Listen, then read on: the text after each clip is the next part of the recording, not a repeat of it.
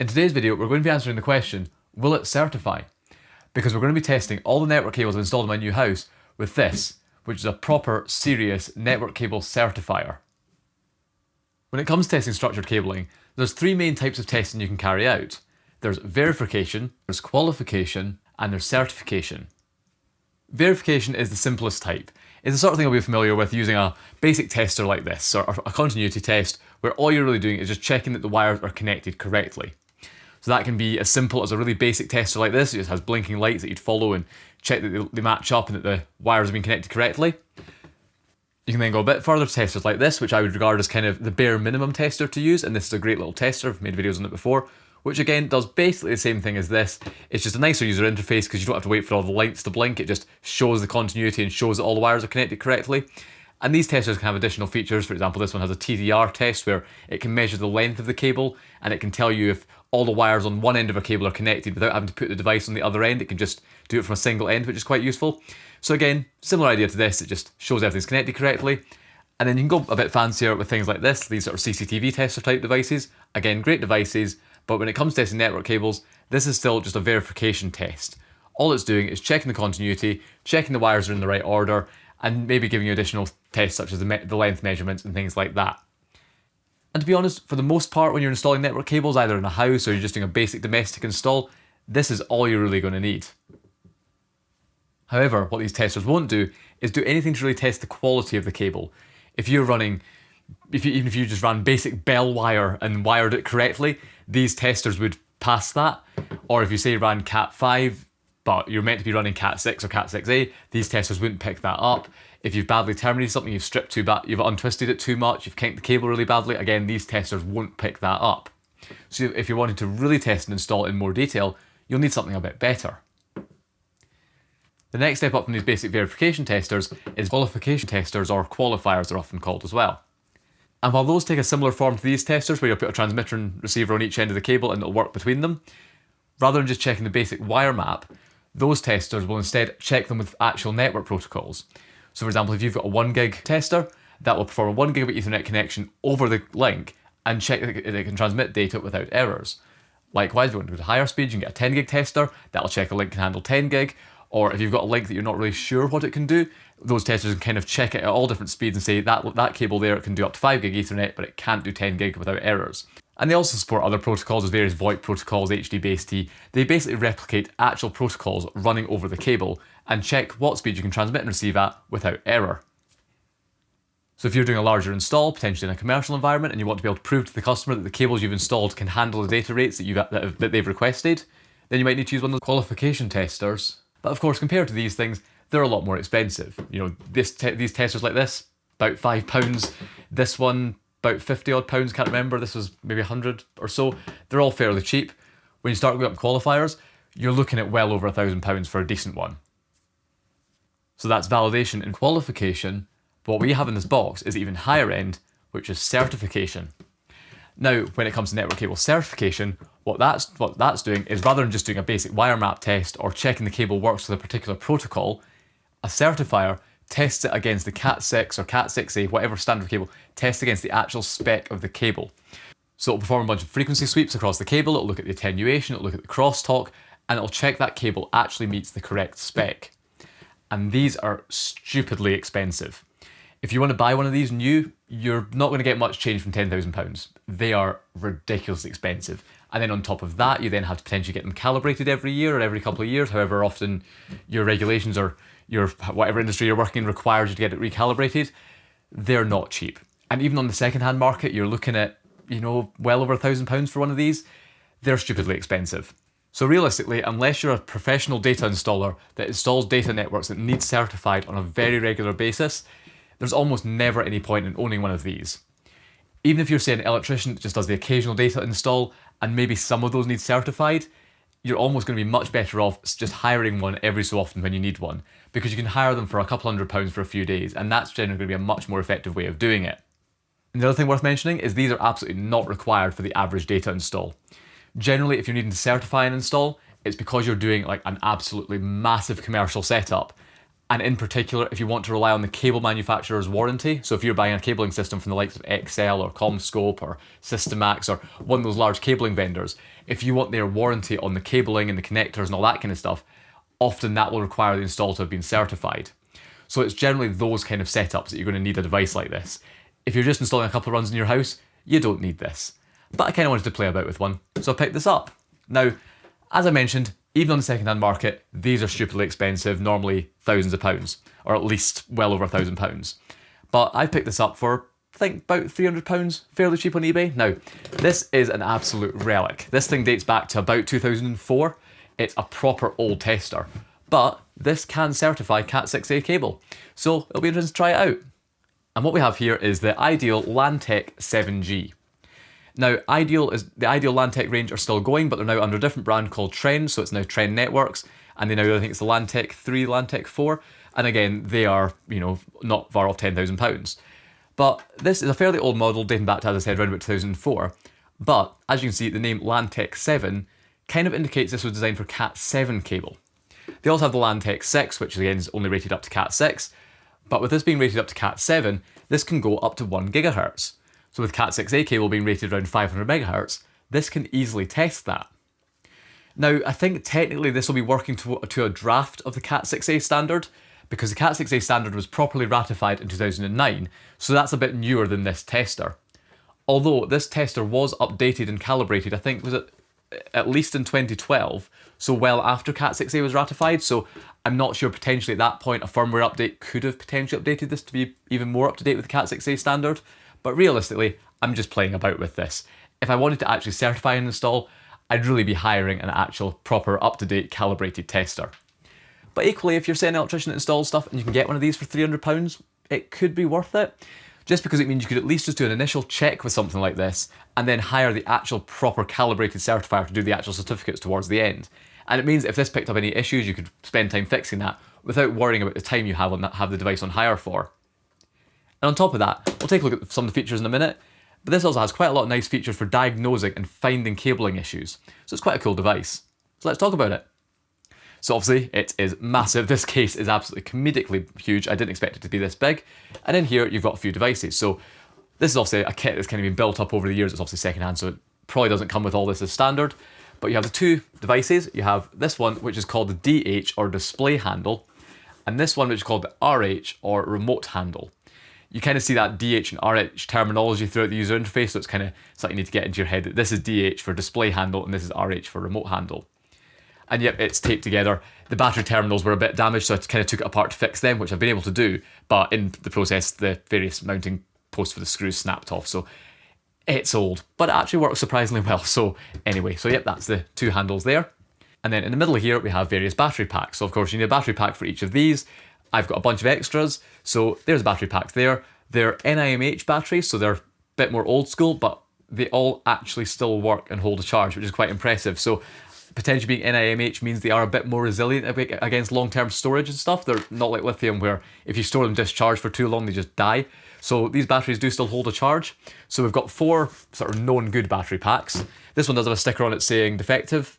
These would have been put on at the when they've been sent off for calibration, but it does seem to work fine, so I don't know if it's just because the clip's damaged, I don't know, but it does still seem to hold a charge. But we've got a good number of battery packs there, and we've got this one here that was actually damaged. The clips were snapped off the end. So what I've done with this is I've taken it apart, or just broken it open, and you can see inside there is just NIMH cells, just stuck together, and I think there's a little thermistor somewhere in there, so it would be relatively easy to rebuild one of those. So if it came to it, and these batteries did start dying on me, and I wanted to use this a lot more often, I could potentially even rebuild these battery packs, so that's always an option. Next up, we can take a look at the back of the box, because this is a sort of double-sided case. So in here, we have all the other accessories. So in here, we have obviously a battery charger, it's like an external battery charger, which feels very light for a device that would be that expensive, but yeah, external battery charger and a power supply to go with that. A couple of other power supplies here. These are just power supplies to plug the certifiers or the two devices in directly into the wall. But even with these, you still kind of need a battery in them, because when you set these up, you need to perform an initial calibration where you connect them to each other and they sort of calibrate together. And the problem is, if there's no battery in these, as soon as you unplug the power from one, it loses that calibration, so you can't really calibrate them together and then unplug it and walk it to another room and plug it in. So they do have power bricks, but you still need the batteries in them for them to work. Straps, various other bits. And then these bits here, which are the important bits, which are the channel adapters. So most certifiers of this type have a similar idea, where the testers themselves just have a big connector on the back, and there's no way to connect a network cable to this. And instead you have these adapters that adapt it to various network cable types. So in this case we have two Cat6a adapters here. I've got an additional Cat6a one somewhere, I think buried under here there's another one, which was listed as failed, again by presumably when it's been tested previously, but I was actually able to fix this. It was just like a couple of bent pins in there, and actually fixing that, this now passes certification absolutely fine, but I don't really need that, I've got these two good ones. But the idea is that these are for Cat6a. If you bought the cheaper version of this, you would just get a Cat5 and Cat6 adapter, so it was a little bit smaller, it kind of only came up to the top of the device, whereas these stick out beyond it, and that would only test up to Cat6. Likewise, this being a LAN Tech 7, designed for Cat7, if you wanted to use Cat7 cables, you'd have a Cat7 adapter that, rather than RJ45 connector, would have a specialist like Terra type connector that you'd use for Cat7 cabling. That would go on there. You also get ones potentially that have fiber. I don't know if this model can do fiber. I think it can, but you get modules for fiber. So the idea is you can swap these out depending on what type of cable you're testing. And that's what really drew me to this, and I think it's why it was so cheap, is because it's a really old tester. You'd look at this and go, yeah, that's not Cat6a, but it has the Cat6a channel adapters, and this one can actually certify up to Cat6a. Now, the lower end models in this range won't necessarily do Cat6a, so if you go into the LAN Tech 6, that can't, but the LAN Tech 7 can do Cat6a. Now, one thing you might spot is if you're looking at other certifiers, is quite a lot of them have two different types of adapters. You'll have one that's just got an RJ45 network port, like female port on it like this, and you'll have other ones that have a cable pre-attached with a plug on the end. And with most testers, the way that works is you have a differentiation between a channel adapter and a permanent link adapter. When it comes to certification, there's two different ways you can certify. You can either certify the permanent link, which is the cable that's installed in the wall. And in that case, all you're testing is the cable that's installed in the building, you're not testing the patch leads on either end. On the other hand, if you're testing the channel, that's where you're testing the patch lead to the wall, the cable running through the wall to the patch panel, and then the patch cable from the patch panel into the switch. So you're testing all the cables in the link. With most of those testers, you'll have a separate adapter for testing the permanent link versus the channel. This tester does it a little bit differently, in that even if you're just testing the fixed installation inside the walls, you still use these adapters with patch cables, but it does a sort of calibration process to kind of calibrate out the patch cable from the testing. We'll take a look at that in a minute. But yeah, that's the channel adapters that you connect in the certifiers. Now, one important thing I would say though to bear in mind if you are planning on buying a second-hand tester is just because it comes with a Cat6a channel adapter doesn't mean the tester can actually do it.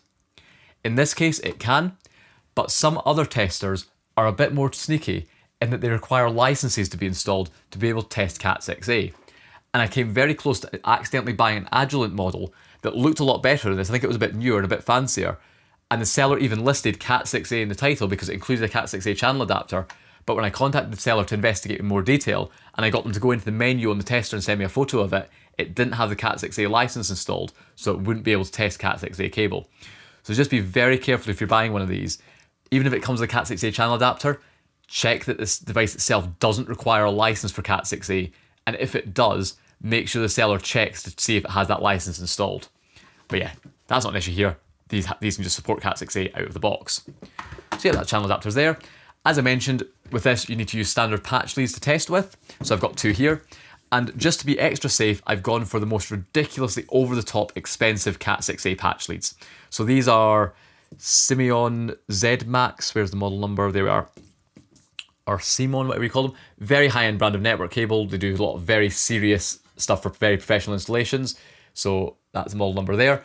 And this is a stupidly high-end patch cable. I mean, if you look at the connectors on the end, there's actually like a PCB in there. It's not just a cheap connector crimped onto the cable. There's actually a PCB inside that. These are very high-end patch leads.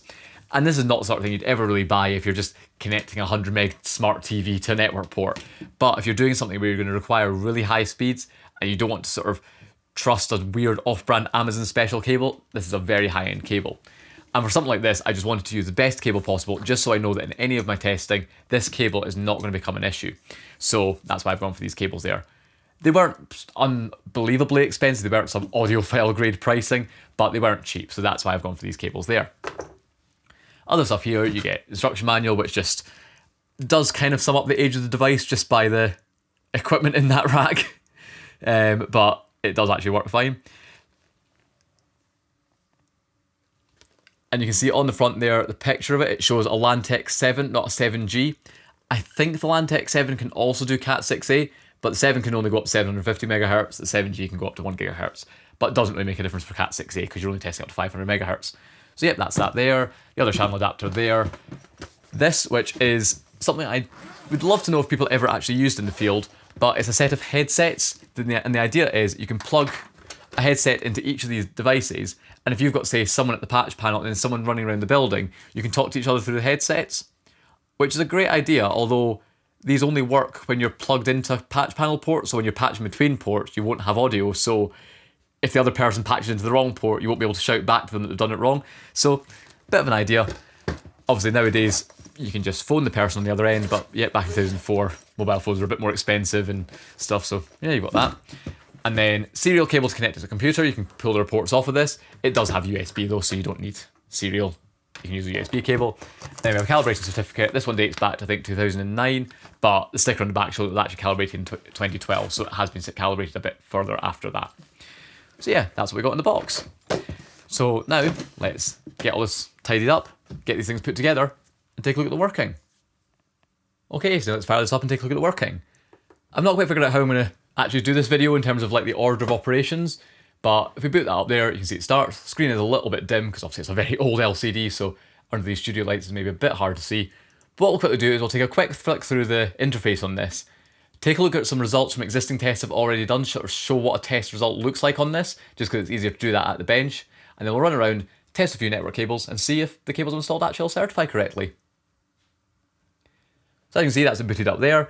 In here you can go into various cable ID options, so you can kind of set sort of the process for how you want to label each link. It'll kind of increment a sort of port number for each port you test, so you can kind of set what format there that's to take. In here you've got the option for stored tests, so you can save tests in here. We'll take a look at that in a minute. We've got the field calibration, so we'll need to do this later. And this is where you plug the two testers into each other with the patch cables you want to use, and it does a calibration process between them, just to sort of almost calibrate out the cables you're using. You then got a settings section here. This is obviously various information about the device itself, so what test you want to include, what it's to do, is it to fail immediately or continue testing if a test does fail, all that kind of stuff. Screen options. This is all fairly basic stuff here. You've got this instrument section here, and this is where you can kind of view information about the tester, so we can see that's all there, same as the loading screen, running firmware version 3.003. So I'll need to look up and see when that's from, see when it was last actually updated. Serial numbers of all devices, internal serial numbers presumably of the boards themselves, firmware revision, same thing there, doesn't actually tell me when it was released, but that's it there. Calibration details, we see, yep, last calibrated in 2012 and last field calibrated in 2001, but that was because I've last field calibrated it here and I've not set the date, so it wasn't last field calibrated in 2001, it was last field calibrated the other day, I've just not set the date on it properly. But yeah, last actually calibrated in 2012. And last test. Doesn't do anything. Okay, that doesn't do anything. Cool, that's the instrument section there. Then under here, you've got the option for analyze. So here, you can pick the individual tests you want to perform. Now, if I were to pick that, it's going to try and do a test. It's not going to do that right now because it's not connected. But what you can do here is you can pick an individual test you want to perform on a cable. So this isn't a full certification you're doing, you're just checking one particular attribute of that link. So in here you have option for TDR, which is where it kind of measures the reflections in the cable across the cable's length. We'll take a look at the results from that in a minute. Wire map, which is what a cheap tester will do. It'll just show you which wires are connected to which pins. Resistance, the length of the cable, the capacitance, the crosstalk, the insertion loss, which is kind of like the loss throughout the cable. Various other things here. I understand the basics of some of these, but I've not gone into a huge amount of detail on them. Delay and skew, that's kind of the delay of how the signals arrive on the different pairs at the far end and how in time they are, or how delayed one of them is. More crosstalk type stuff. If you really want to understand this, you really need to read the actual specs and manuals and standards for the cables and all that kind of stuff. But yeah, these are all the individual tests you can do there. Or what you can do is you can pick a particular type of cable, like which I'll look at in a minute. You can then press the auto test button and it'll perform a complete suite of tests on the cable and give it a pass or fail result, which is generally what you'd be doing. You'll generally run an auto test, and if there's a particular issue, you can then rerun that test that had the issue manually multiple times to try and figure out what's wrong with it. Fiber, so there is actually a fiber option on this. I've not tested that. I don't have the appropriate channel adapters, but it does look like it can actually test fiber, although possibly not the most recent standards of fiber, but Yep, it does support fiber testing there if you have the appropriate channel adapter. And then finally in here is where you pick the cable type. And this is where you're going to pick what standard it's going to certify the cable against. So if you come into here, first of all, you'll have to pick between different standards because throughout the world, there's different standards that cables are tested to. So in America, you'll test TIA. In Europe, you've got ISO. I think also in Europe, you have the EN and Senelec one. I think that's generally what's used in the UK, so we'll probably end up testing to that. There's IEEE standards, there's coax standards you can do. There's kind of even more sort of bizarre types of cables, some of which you'll have never heard of, Korean government residential. There's a lot of standards out there. But if we say go into one of these, the simplest one is TIA, which is what Americans would generally be used to, and it uses names you'd kind of expect. So you pick TIA, and then you've got the options for permanent, which is the cable that's in the wall, basic, which I'm not sure what that is, and then channel. So permanent and basic, permanent and channel are what we were talking about earlier, where permanent is just the cable that's installed in the building, and channel is that cable plus the patch leads. So you can pick what you want to test. So we want to test the permanent link. And then finally in here, you can pick the actual standard of cable. And this is what you'd expect. You've got Cat5e, UTP and STP, UTP and STP with PoE, Cat6, Cat6a, and then again for all of those you've got UTP and STP, so you can pick if it's shielded or not. You'll notice that Cat7 isn't present in the TIA section because Cat7 cables was never a TIA standard and also wouldn't work with this channel adapter because Cat7 cables do not use RJ45 connectors no matter what you see on Amazon. Next up, we go into the ISO section and then again go back into permanent. It looks very different, but again, this is actually showing basically the same thing. With the ISO standards, they don't define the overall sort of cable certification based on the classifications such as Cat6, Cat5, Cat5e. Instead, they give it these ISO classes, these letters. So ISO C would be category 3 cable, D would be category 5 or category 5E, E would be Cat6, EA would be Cat6A. So that's what we'd have there. And then if we go further down, you'll find ISO F and FA. That's going to be Cat7 and Cat7A, although, again, very weird standard, you're probably not going to use that. What you'll also find here is in the ISO standards, there's, again, a difference between UTP and STP, and on some of these, there's a concept of PL3 and PL2. The PL2 and PL3 basically depends on how many joins there are in that link. So generally, you're going to have PL2, which is where you're going to have a port to a patch panel, and that's all you've got. If on the other hand, you had a port to a central sort of junction box consolidation point, it's called, and then back out to another port, you then obviously have a join in the middle, that would then be classed as PL3, to my understanding. I'm not an expert in this, so I'm sure people will correct me in the comments. But yeah, so that's what the PL2, PL3 means. So if, for example, I wanted to test my cabling here to this standard, which is Cat6a cable, it's shielded cable, and it's just a wall plate to a patch panel, I would pick ISO EA PL2 STP perm, and that would be the standard I'd want to test to. Next up, you've got the EN/Senelec one. I think this is generally what would be used in the UK, although I may be wrong here, so this is what I'll test to in this video. So you again go into there. Very similar to the ISO standards in the case that it's EA, so again we're going to be picking EA PL2 STP there. That's what we'll actually test to. But we can see what else there is here. You've got various IEEE standards as well. This is where you're actually going to be more testing Ethernet, although given the data age of the device, it can only test 10 meg or 100 meg Ethernet, so that's not going to be particularly useful. Again, there's coax standards, but again, don't really have the appropriate stuff, but various cable TV standards in here. You could test to with that if you had the appropriate channel adapters, test coax. There's all sorts of weird and wonderful standards in here. I mean, we took a look at some of these earlier, but yeah, there's a lot of different stuff in here. You can also create custom standards. This would mean just testing, so you can kind of tweak the test standards, because what these standards will define is generally the frequencies the cable has to handle and the sort of tolerances and the pass-fail pass-fail thresholds for each test. Some of these standards are a bit more permissive, some of these are a bit more strict, but it really depends on your country as to which one you'd pick. But yeah, I've picked the EN501731 EAPL2 STP perm test right now, just because that's, I think, what you'd use in the UK, but equally, you could test anything you really wanted to. So yeah, I've picked the EN501731 EAPL2 STP perm, rolls off the tongue that standard there, because I think that's what we'd use in the UK. But of course, you'd really need to work out what country you're in. I mean, not work out what country you're in, I'm sure you know that, but work out what country you're in, work out what standards that country would use, and pick the relevant standard based on your country. So the final thing we'll do before we actually go and start testing stuff is we'll take a look at some of the saved test results, just to kind of look at what the test results look like, because it's much easier to do it on this bench here rather than when we're running around the house trying to certify stuff. So here, all the tests are grouped into different jobs. So you can create a job for each install you're doing and group all the tests into that. And then once you're in the job, you can see all the different links. These are all the links I've already tested. We'll also do some live on camera. And if you go into some of these, you can say click, say I want to test, I don't know, bedroom 204, we'll test that one out. Take a look at that. And what it says here is that link has passed. It says it was tested in 2001 because I've not set the clock. Obviously it was not tested in 2001. We see the length of 17.1 meters.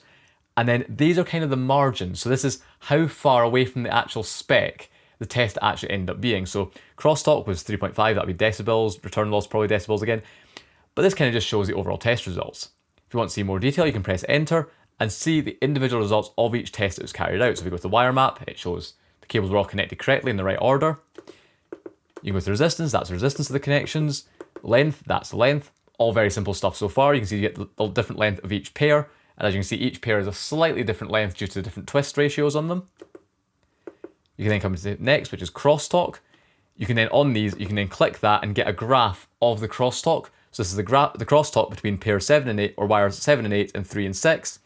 The blue line is the actual measured crosstalk, and the black line is the threshold limit for the test. So because my crosstalk is consistently below that, it passes, and then the line will automatically go onto the worst result. So the point that it was the closest to the threshold. And this is obviously a frequency sweep, so down here is probably about 0 megahertz, up here will be 500 megahertz. So we can see we've got the worst crosstalk figure at 466 megahertz. You can then go through all the different pairs here. You can sort of press these, so you can move that up and down to see different results at different points. You can then go through each different pair, see the different results, or you can get a final result that overlays all of the pairs onto one big graph. So you can see all the pairs crosstalk figures were below the threshold, so it passes. Insertion loss, this is the overall loss throughout the cable. Again, you can go into that and you can see the insertion loss at different frequencies. In this case, the worst result is actually towards the lower frequencies. ACRN is the attenuation to crosstalk ratio. I don't know what that means, but yep, you get even more results of that. Yep. You can tell I'm not an expert in this sort of stuff, but it is quite interesting to play about with.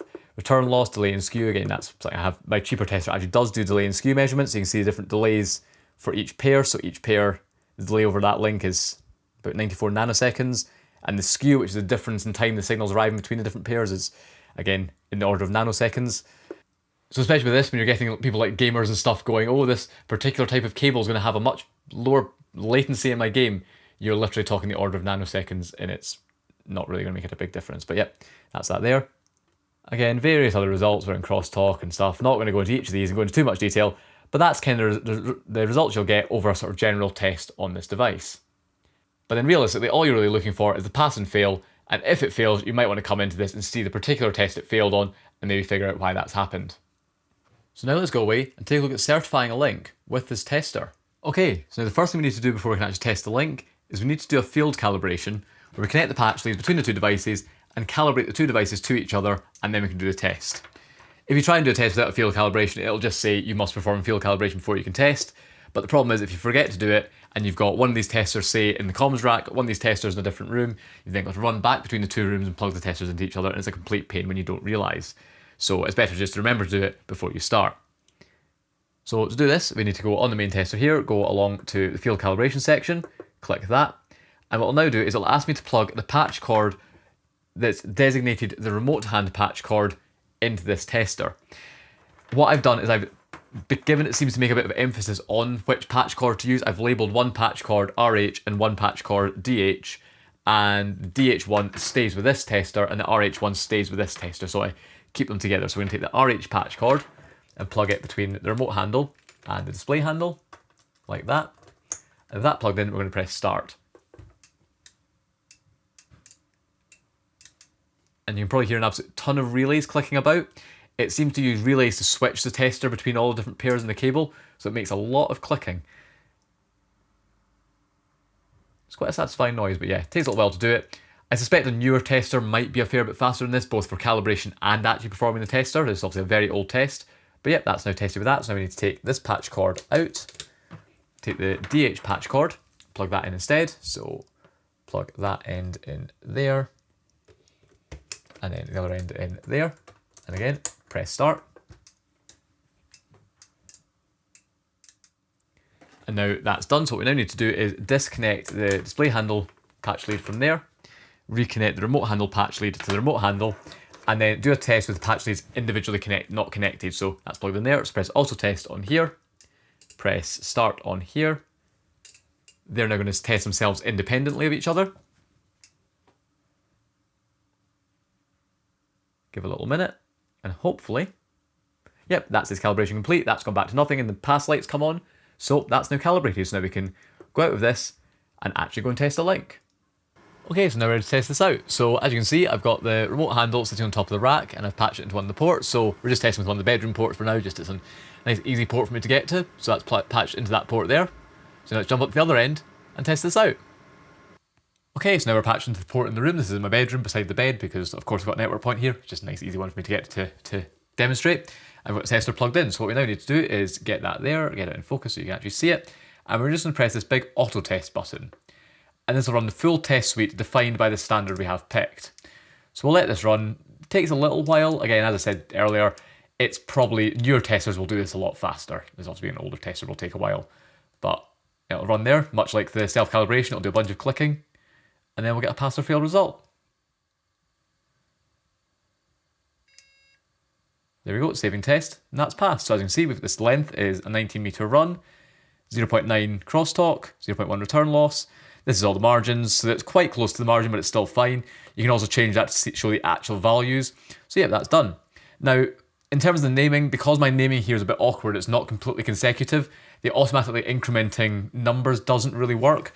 So instead of spending a little bit more time going into rename and then manually typing a name in. So delete that out, and this is B1. Oh, I'm not used to typing on a old keypad like this. B1 hyphen 05. There we go, B105, hit enter, and that's now going to be saved under that new number. So, yep, that's saved. So what I now need to do is do the fun of running around every other port in this house and testing them all. I'll see how many I can do for this video. I'm not going to probably get them all done, we'll see. It's a lot of testing to do and a lot of running up and down to and from the garage, but we'll test a few more and yeah, take a look at the results. The final test that could be interesting to take a look at is a TDR test. Whenever I've used a TDR test previously, it's been on a much cheaper tester, and all it does is tell you the length of each pair, which this does under the length test.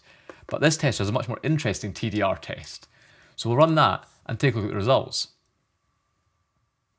So that's the result there. If I were to press up and down, it would retest the different pairs. So if you cycle through different pairs, it takes a little while to test each pair.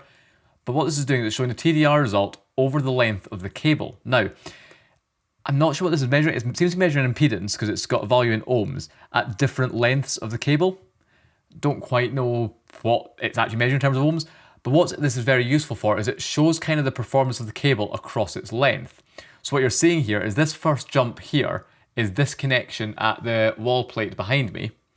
It then runs, the cable runs along its full length, and then this next jump you see at the far end is the connection at the patch panel, where again it jumps up, and that's then the cable going off to the tester.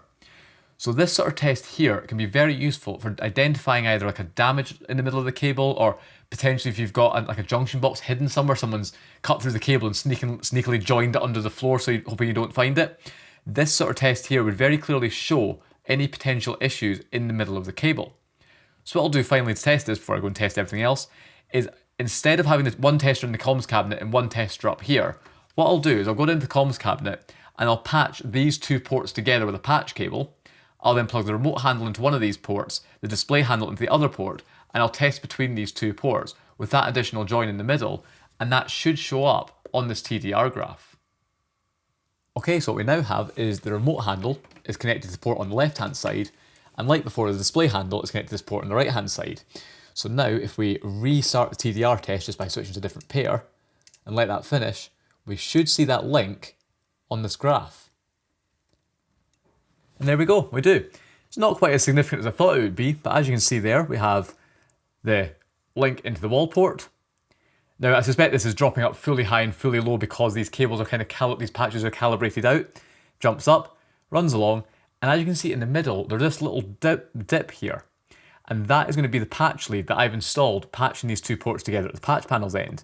Because you see there, that kind of starts around, what we say, 22.5 meters roughly. skip further along, and it ends round about, I'd hope, 23.5 meters.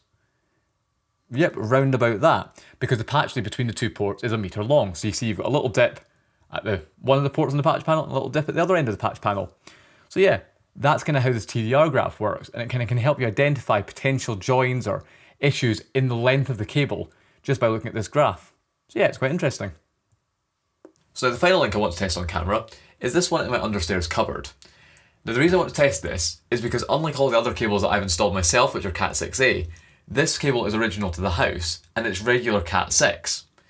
If you've seen my previous videos, you'll have seen this before, but originally there was a pair of Cat6 runs from here into the TV media panel in the living room. I was able to pull those back and get them back into the comms rack in the garage. So these now serve as links from the understairs cupboard where my ONT is into the comms rack. But yeah, these are regular Cat6 cables, not Cat6a. So what we can do here is we can see what happens if you try and certify a cable to a standard that it's not capable of. So I've already got the remote end plugged in, so we'll plug the display handle into understairs 02, and we'll try and test this to the Cat6a standard, even though it's a normal Cat6 cable, and therefore it should fail miserably. Now, as you can see right now, we're using the standard I was testing with before, which is STP. That's not the case here. This is an unshielded cable, so we'll instead change that just to be a bit fairer to it, I don't know. But we'll test it saying that it is an EA PL2 UTP. So that's now testing to the Cat6a standard for an unshielded cable, which is what we have here. So now let's run an auto test, and this should fail absolutely miserably.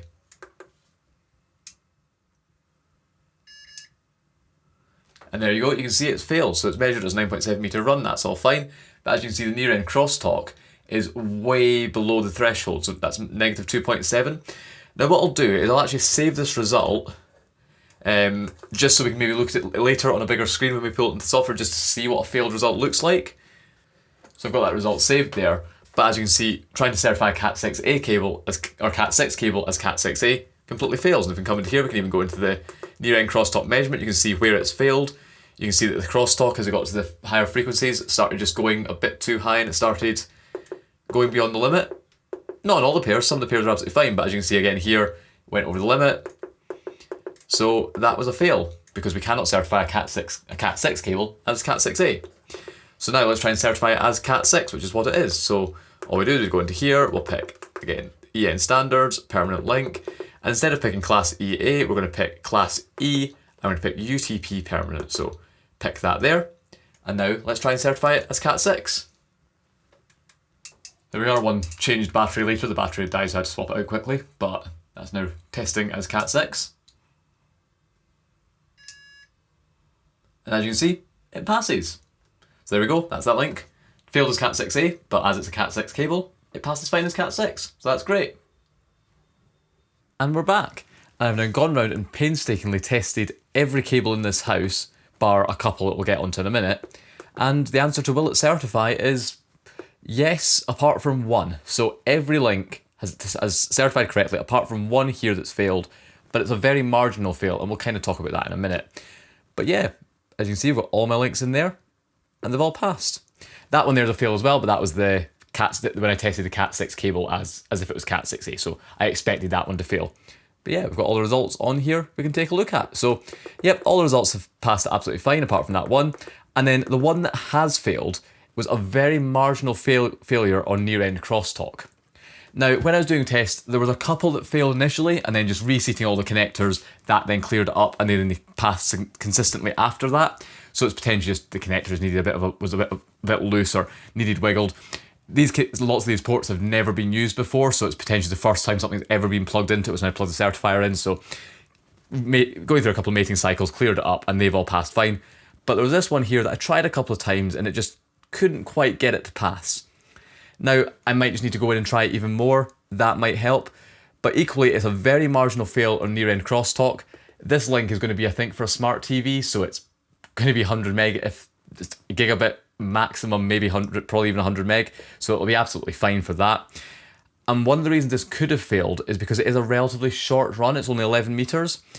Most of the runs here are significantly longer than that.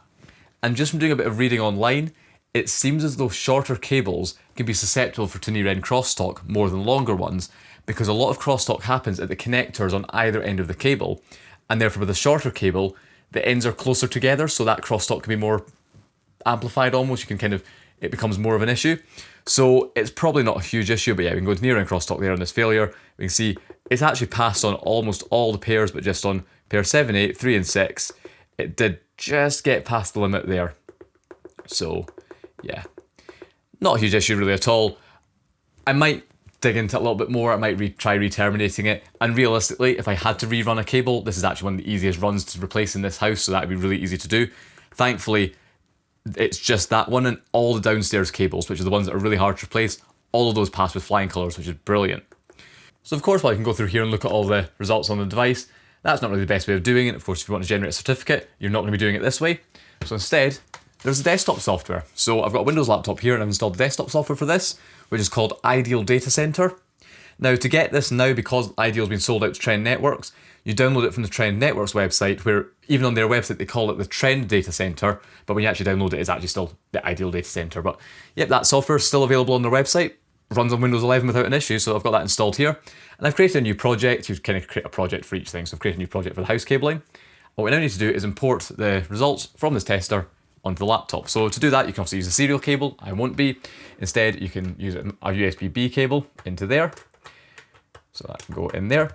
This also has the option to expand the storage, where what you can do is in the bottom here, this cover comes off and you can install a PCM-CIA compact flash adapter and put a compact flash card in there. And then you can take the compact flash card out and put it into your laptop's compact flash card reader, which obviously I don't have. So that is an option there if you want to expand the storage, but I think it can hold a good number of tests internally. So yeah, thankfully, even though I don't have the compact flash adapter, I don't need it. It can store way more than enough tests internally. So we can get that USB plugged into the laptop. That's now plugged in there. Then on the Certifier itself, we can go into the store test section there and press the USB button. So press USB, and that's now going to connect the computer over USB. So it's in USB mode, press escape to exit. Not need to do that, obviously, when I want to use it. So now that's in USB mode. It's still not showing up on the laptop, so I'll just unplug it and plug it back in again. So plug it into the laptop now. And we're back. That was a little bit weird. It just wouldn't show up. Tried all different things, new cables and everything. Nothing happened. And then I started, sort of as a last ditch attempt, went to the Windows Disk Management to see if it needed a drive letter assigned or something. Didn't show up. Went up here, went to, I think, rescan disks, and then it randomly showed up. So I don't know if either it just took a really long time and just happened to do it when I rescanned disks, or rescanning disk brought it up. But anyway, that's now showing up as a 64 meg USB disk. Loads of storage. But yeah, that's now showing up there. So now we can go back into the Ideal Data Center software. It's now showing up there. We can now press load from LANTech 1. It says it's found it. So do we want to upload the results? Yes. And now that's going to transfer all the results from the tester into the Ideal Data Center software. And there we go. It's now showing upload completed. It took ages to start there. Just kind of sat doing absolutely nothing, and then it randomly did it. Equally, looking in Task Manager, I saw the antivirus process was doing a fair bit, so I don't know if potentially it was trying to scan this really, really slow disk and obviously slowing it down massively. But yeah, that's all pulled in now. So now all the test results should now be pulled into this software. So we can go back to home. So now these test results you're seeing here are from a previous run. These are not really relevant to what we're doing now. That was just me testing, so I can remove those ones. Then the actual ones we want to use are the ones called house, and there is all my test results. So now here's a closer look at all the results. I can't be bothered setting up screen recording, I've not really got time, but we've got all the software, all the data in the software here.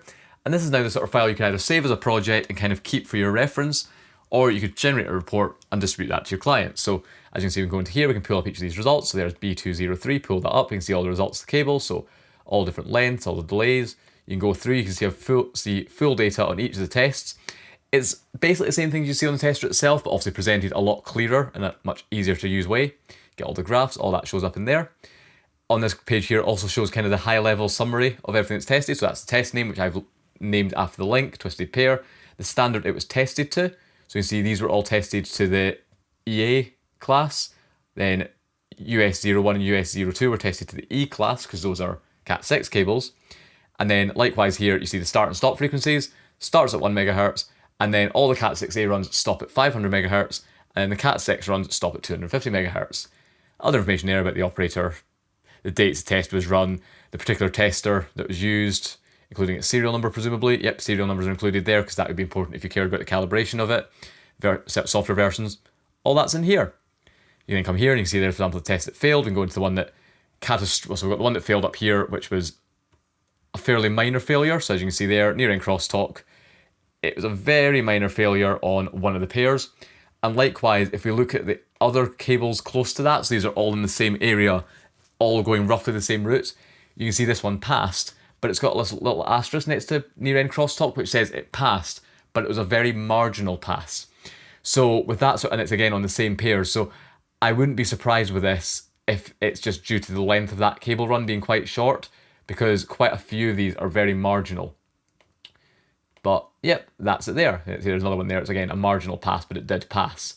But then of course we look at the other ones. These other ones that are much longer runs are passing absolutely fine, with that are not marginal. These are completely fine passes. And then likewise down here we can take a look at that result of the Cat6 cable when we attempt to test it at the Cat6A standard. We can come in here, and we can see, as you can see here, it failed significantly. 2.7 decibels below the threshold, beyond the threshold. The graphs show it going way over. That also failed. Oh, and then you can also come in here, if you didn't see this one before. You come in here and actually see the full graphs and actually hover over them and read the results.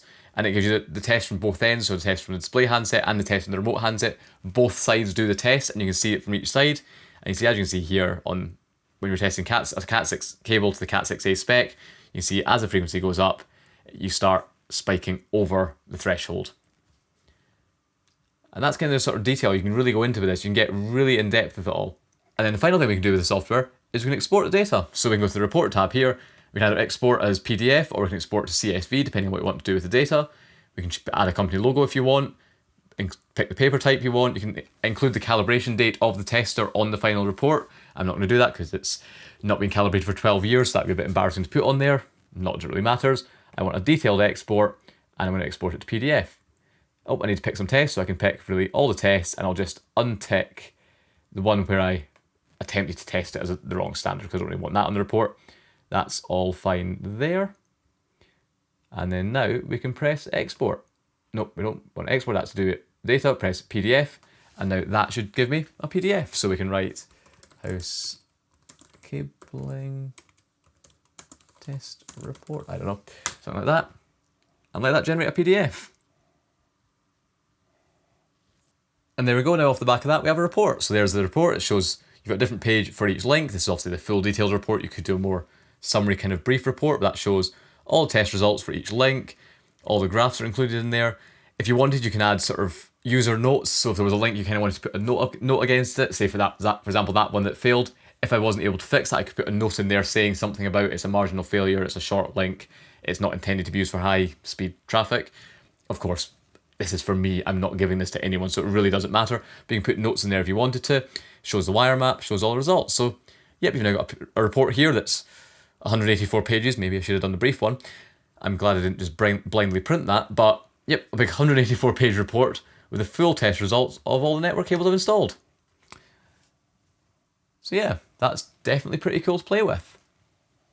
So there you have it. That was a look at testing all the network cables I've installed in my house with a proper cable certifier.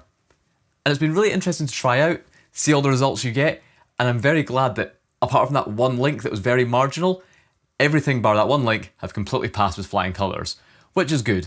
It would have been a bit of an awkward video if I started this video off, tested it and found basically everything failed, so thankfully almost everything has passed, so that's good. And it'll be really interesting to try this out going forwards. Now, I will admit, I'm probably not going to certify every single cable I install in the house. For example, I've already put a couple of cameras in that'll be coming in a future video. I'm not going to go ripping those off the wall to certify the cable that's only ever going to see 100 meg Ethernet. But as I install new network cables, I'll probably continue certifying them with this tester just to get a proper idea that I know that that link is definitely working. And it's in particular with all the downstairs cables, given we now have floors down upstairs, it's going to be really awkward to get in to change those cables if I had to in the future. So it's good to have evidence here that those cables are definitely good, they've definitely passed to the correct standard, so those cables are definitely going to work in the future, no matter what I throw at them. So yeah, it's been a very fun project. But all left to say now is thank you very much for watching.